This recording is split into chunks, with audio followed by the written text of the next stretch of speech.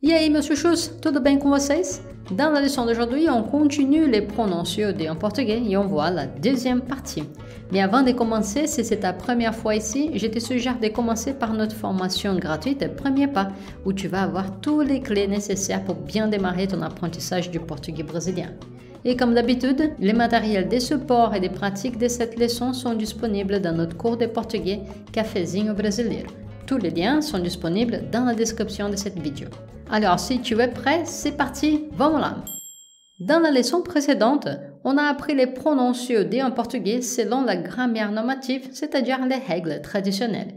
Et on a appris que ces pronoms-là sont plutôt utilisés à l'écrit formel, mais très peu utilisés à l'oral et à l'écrit informel des portugais colloquial. Donc, ce qu'on va voir aujourd'hui, c'est un cadre avec toutes les possibilités des pronoms COD en portugais, y compris les pronoms corrects selon la grammaire et les pronoms qui sont plutôt utilisés à l'oral. Donc, n'ayez pas peur, on a un code couleur pour que ça soit un peu plus facile à comprendre tout ça. La première colonne, c'est la colonne avec les pronoms COD qu'on a déjà vus dans la leçon précédente. Et aujourd'hui, nous avons ajouté la deuxième colonne, la colonne d'après, qui ce sont les nouveaux pronoms COD qu'on va apprendre aujourd'hui. C'est marqué après, car d'habitude, ils vont après les verbes. Et comprenons maintenant les codes couleurs. Donc, en orange, on va avoir les pronoms COD qui sont accordés correctement, mais qui sont peu utilisés à l'oral. En bleu, on va voir les pronoms COD qui sont accordés correctement et qui sont utilisés à l'oral et à l'écrit. Et finalement, en vert, ce sont les pronoms COD qui sont plutôt utilisés de façon courante à l'oral et à l'écrit informel et qui ne sont donc pas d'accord selon la grammaire normative. Donc c'est normal qu'avec un cadre énorme comme ça, avec autant de pronoms comme ça, qui peuvent en plus se placer dans des endroits différents dans une phrase, qu'on soit complètement perdu, surtout si on ne sait pas quand on doit l'utiliser, où on doit les écrire ou parler. Donc voyons un exemple, juste pour illustrer un tout petit peu.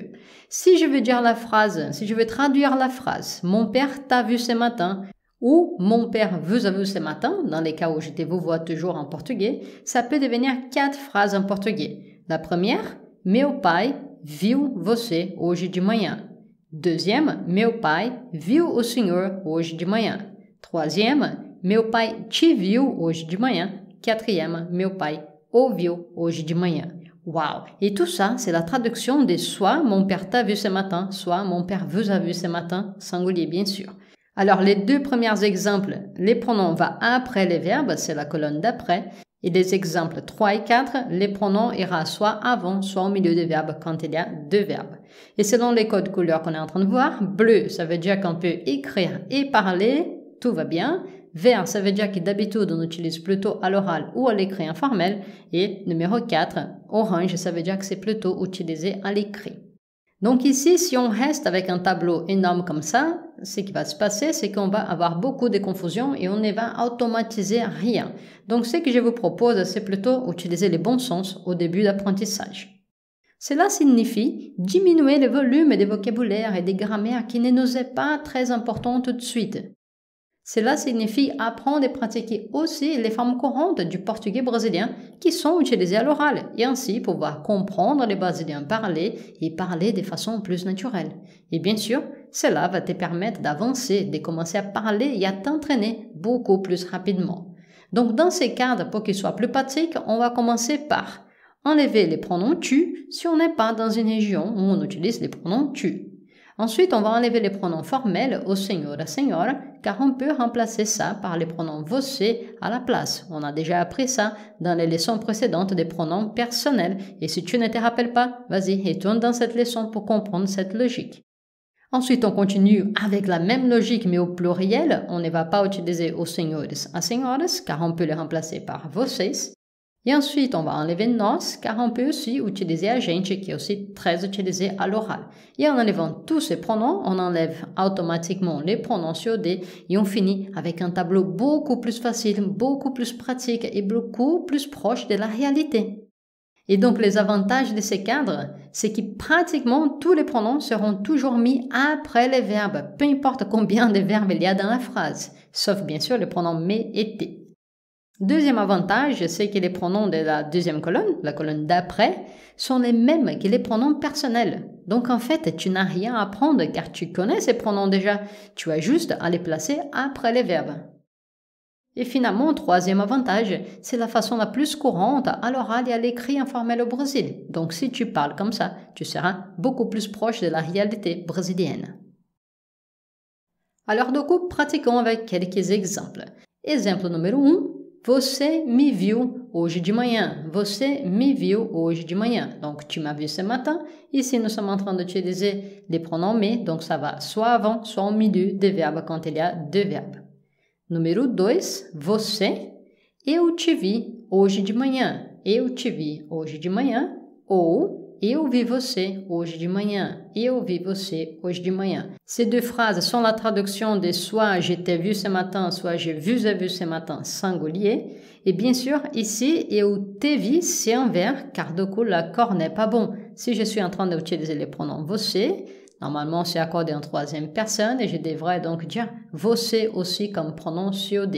Mais c'est très utilisé les pronoms T avec você. Ça fait une petite confusion au début, mais après tu t'habitues, tu vas voir que c'est plutôt facile et courant. Et au pluriel, on a une seule option, ça va devenir eu vi vocês hoje de manhã. Je vous ai vu ce matin. Em seguida, número 3, eu vi ele hoje de manhã. Eu vi ele hoje de manhã, donc je l'ai vu ce matin. Au pluriel, même chose, on met un S. Eu vi eles hoje de manhã. Eu vi eles hoje de manhã. Au féminin, même logique. Eu vi ela hoje de manhã. Eu vi ela hoje de manhã. Je l'ai vu ce matin. E au pluriel, on met un S. Eu vi elas hoje de manhã. Eu vi elas hoje de manhã. Et ici, il est important de faire une petite observation. Pour certains Brésiliens, l'usage des pronoms en vers ici, ele, eles, ela, elas, est une grande erreur et même à l'oral, ils l'éviteront. Par contre, cela ne veut pas dire l'usage des pronoms en orange, o, os, a, as, automatiquement, mais plutôt qu'ils vont choisir une autre façon de s'exprimer. Et on continue avec le cinquième exemple, a gente. Você viu a gente hoje de manhã. Você viu a gente hoje de manhã. Tu nous as vu ce matin ou vous nous avez vu ce matin, singulier. Et voilà, donc l'explication est faite et maintenant il ne nous reste que pratiquer un peu plus. Donc je vais mettre quelques exemples en français et vous allez traduire ça en portugais en faisant les choix les plus adaptés en fonction de notre cadre de pronoms disponible ici. Vamos lá, c'est parti. Numéro 1. Wow, ce film est trop cool, je l'ai adoré. Comment dit-on ça en portugais? Vas-y, je te donne 3 secondes. 1, 2, 3. On va dire en portugais. Nossa, esse filme é muito legal. Eu adorei ele. Nossa, esse filme é muito legal. Eu adorei ele. Número 2. Mon sac à dos était sur la table, mais il n'y a plus. Tu l'as pris? Minha mochila estava em cima da mesa, mas agora não está mais. Você pegou ela? Minha mochila estava em cima da mesa, mas agora não está mais. Você pegou ela? Número 3. Quelle règle absurde qu'il a inventée? Que regra absurda! Quem inventou ela? Que regra absurda! Quem inventou ela? 4. Je vais te chercher à 2h de l'après-midi. Eu vou te buscar às 2 da tarde. Eu vou te buscar às 2 da tarde. Ou, eu vou buscar você às 2 da tarde. Eu vou buscar você às 2 da tarde. 5. Qu'est-ce que tu as fait avec tes meubles avant de déménager? Tu les as vendus? O que você fez com seus móveis antes de mudar? Você vendeu eles? O que você fez com seus móveis antes de mudar? Você vendeu eles? 6. J'adore cette chanson. Je l'ai entendue à la radio. Eu adoro essa música. Eu ouvi ela na rádio. Eu adoro essa música. Eu ouvi ela na rádio. E último exemplo, número 7. Mes parents vont arriver demain et je vais les rencontrer à l'hôtel. Meus pais vão chegar amanhã e eu vou encontrar eles no hotel. Meus pais vão chegar amanhã et eu vou encontrar eles no hotel. Voilà, donc vous avez la règle, vous avez la pratique et maintenant je vous laisse avec une liste avec des verbes qui peuvent avoir un COD et donc tu peux profiter pour pratiquer ces pronoms COD en portugais. On va encore avoir une troisième partie pour la leçon des pronoms COD, mais cela concerne plutôt à l'écrit. Il y a une petite règle, une petite exception par rapport aux pronoms en orange qui vont changer de place et de forme. selon une petite situation. Mais t'inquiète pas, car ça va être utilisé plutôt à l'écrit et toi, du coup, tu auras peu d'occasion à l'utiliser. Ce qui veut dire que tu peux déjà bien t'entraîner maintenant avec ces formes-là. Et du coup, si tu as déjà de l'expérience avec ces pronoms CED, vas-y et partage avec moi dans les commentaires. Donc, je vous laisse maintenant pratiquer avec les verbes que je vous ai suggérés et avec les tableaux que je vous ai suggérés. Pratiquez, laissez-moi une phrase d'exemple ici en bas. Et on se voit dans la prochaine leçon. Beijo para vocês. Tchau, tchau. Plus de leçons comme celle-ci et les matériels de support sont disponibles dans Cafezinho Brasileiro. Cafezinho Brasileiro est notre cours complet de portugais brésilien pour les débutants et les intermédiaires.